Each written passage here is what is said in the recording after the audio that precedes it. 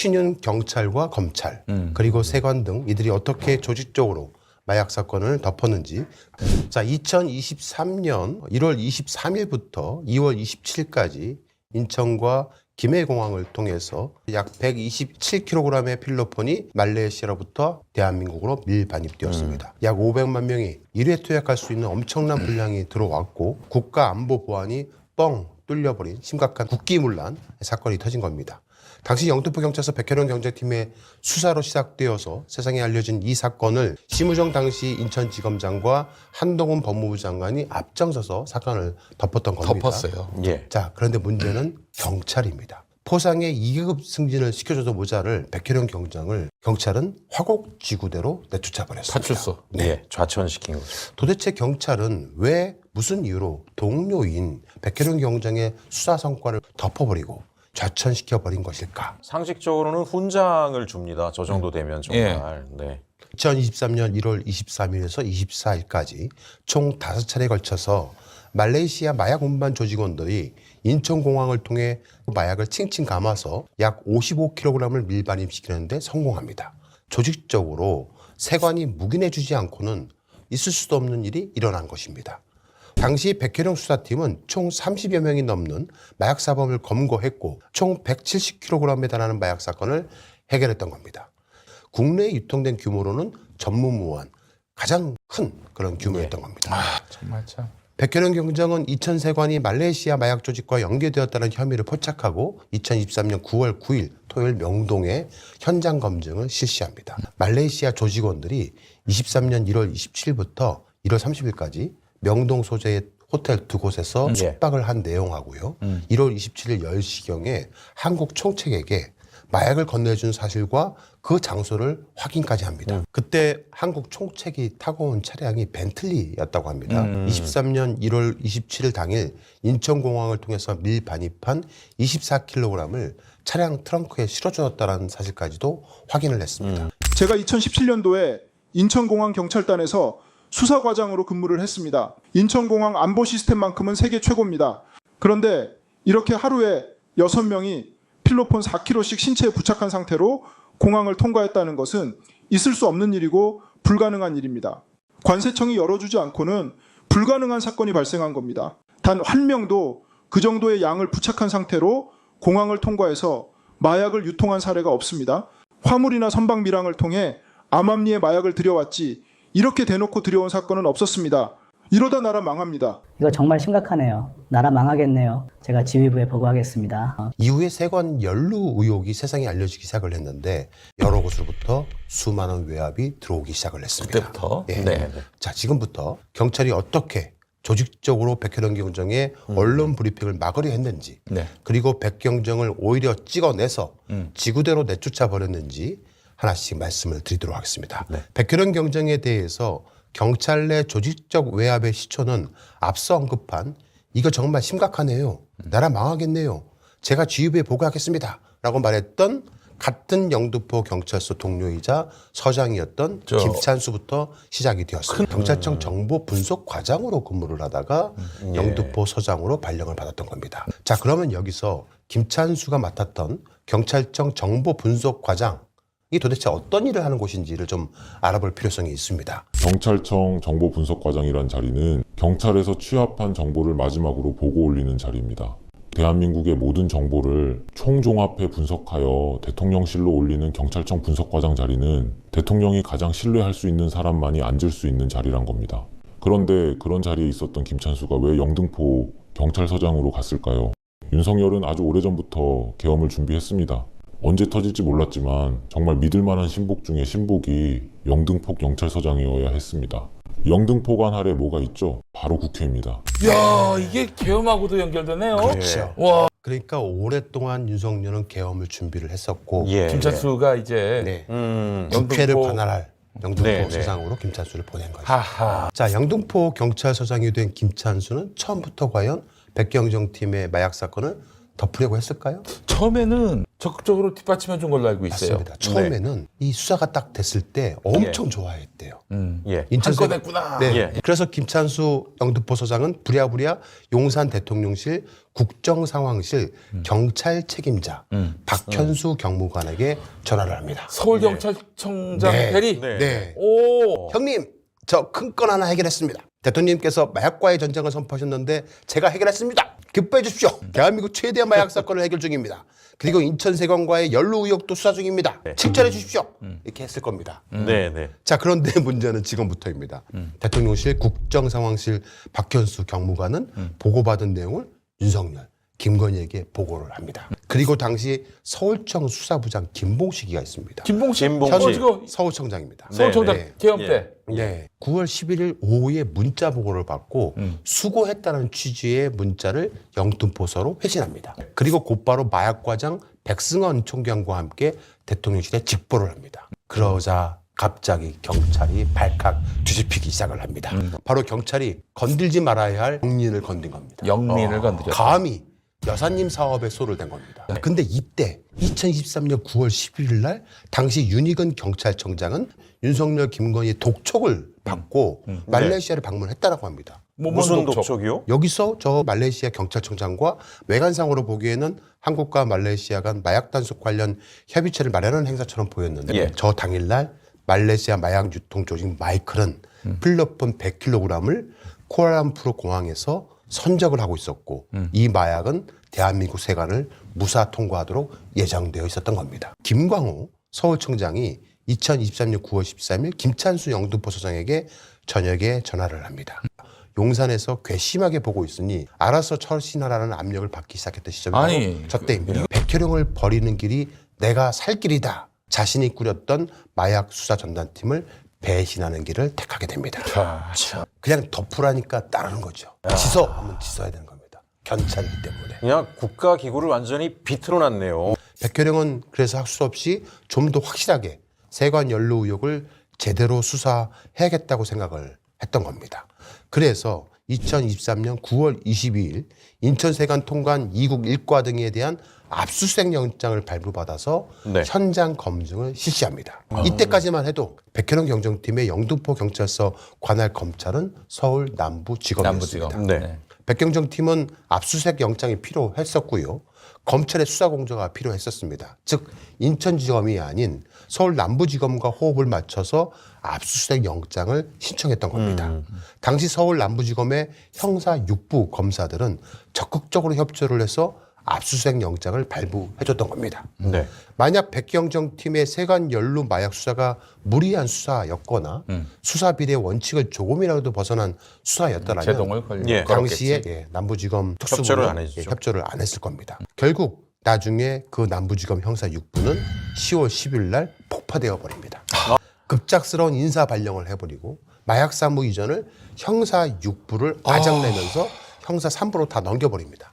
그 일을 했던 사람이 바로 한동훈 법무부 장관이었습니다. 네. 진짜 나쁜 놈이네요. 10월 6일 날 서울청 형사과장이었던 당시 강상문 총경이 사건 진행 상황과 브리핑 내용 등을 직접 보고하기로 하면서 나중에 김찬수 후임으로 영등포 서장으로 옵니다. 이 사람이. 근데 이 사람이 12월 3일 날 비상계엄 당시에 강력계 형사들을 체포조로 국회의원 체포조로 동원시킨 인물인 게 드러났습니다. 내란 중요 임무 종사자네요. 그러네요. 예. 예. 자, 10월 5일 다음 날인 10월 5일 날 서울청 형사과장실에서 10월 6일 언론 브리핑 내용 중에 인천공항 세관 연루 내용을 모두 빼달라고 요청을 해옵니다. 바로 이 내용입니다. 저희가 문서를 입수했습니다. 문제가 된 내용은 향후의 수사개혁 내용 중에서 필로폰 국내 반입 시에 입국 심사 및 통관 과정에서 문제점이 없었는지 살펴보는 한편 이라는 문구마저 빼라는 겁니다. 자, 그러자 백경정은 그런 문구마저 빼버리면 뭐 브리핑할 이유가 없는 거잖아요. 그렇죠. 그러니까 이제 그 당시에 인천공항, 김해공항으로 밀수입됐던 구체적인 내용이 다 삭제돼 버린 겁니다. 예. 필로폰 국내 반입 시 입국 심사 및 통관 과정에서 문제점이 없었는지 살펴봐야 한다는 예. 문구 자체도 빼버리라고 한 겁니다. 예. 나중에는 하다못해 네. 신체에 필로폰을 부착이라는 문구마저도 빼라고 합니다.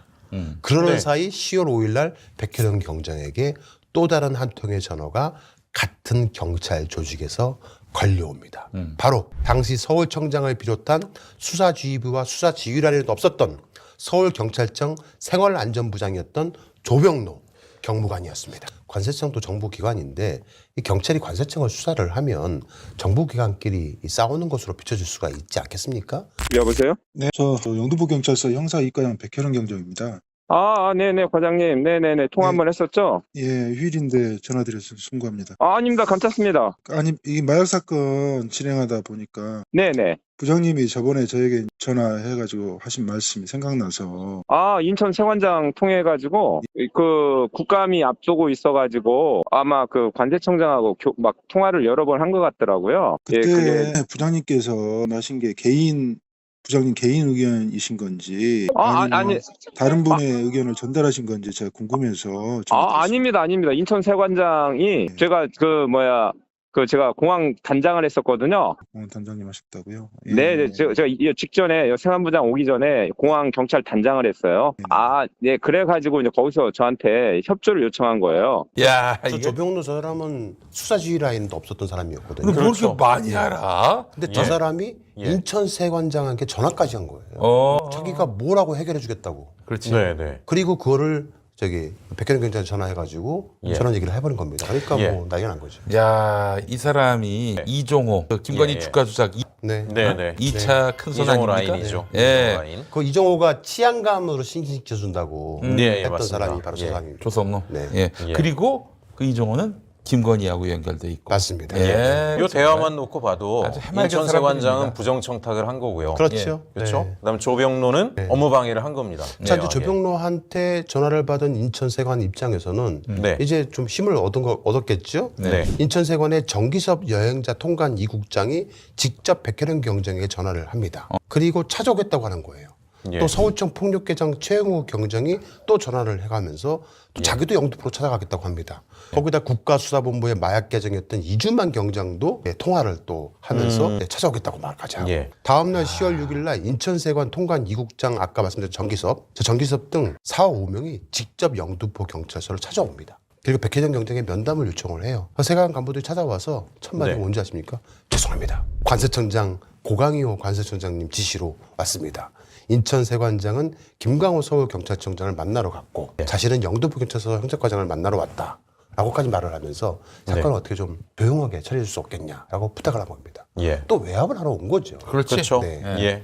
당시 5분가량 이어졌던 세관 간부들과 수사팀 면담 과정에서 백혜룡 경장은 기자들이 마약 밀반입 과정을 물어보면 세관 구역 통관 과정을 확인해야 한다는 답변을 할 수밖에 없다라는 취지로 말을 했고 이에 세관 측이 세관에 대해 언급을 안 할 수는 없냐라고 또 재차 물어서 수사 책임자에 대한 예의가 아닌 것 같다라고 말을 한 뒤에 돌려보냈다고 합니다.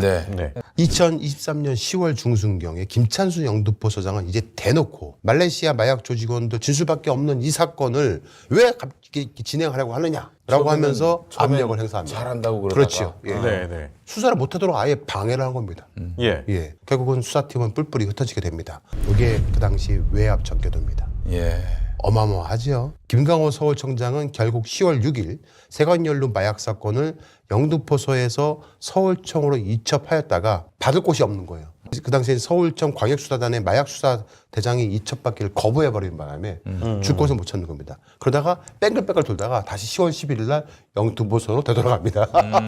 경찰 지휘부에서 세관연루 마약 사건 진행을 막으려다가 실패를 하자 검찰이 이제 전면에 나서서 백경정 팀의 수사를 방해하기 시작한 시점입니다. 바로 2023년 10월 10일. 이때부터 백혜령 수사팀의 수사를 검찰이 전면에 나서서 방해를 한 겁니다. 결국 백경정은 세관연루 마약 사건이 배후에 거악 대통령 부부가 있다는 것을 인식을 하고 실체에 다가가기 위해서 위험을 무릅쓰고 언론에 인터뷰하기로 하면서 대외적으로 싸우기 시작을 합니다.